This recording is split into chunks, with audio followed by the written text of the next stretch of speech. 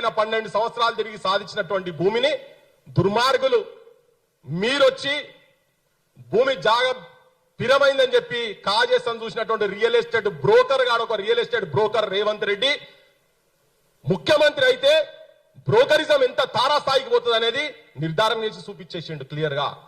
ఆడ ఇంకొక మాట మాట్లాడతాడు ఆయన మొన్న, ఏంది మీరు రాన్రి బయట దేశంకి అందరు రాన్రి, ఫ్యూచర్ సిటీలా మీకు మీ ఆస్తులకు ప్రాఫిట్లు ఎట్లా రావాలో నేను చూస్తా, నా బాధ్యత అని.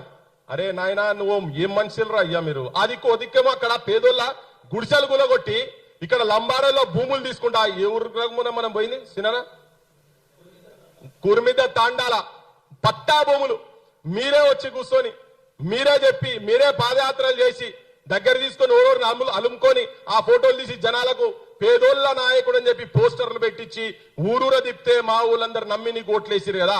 వాళ్ళ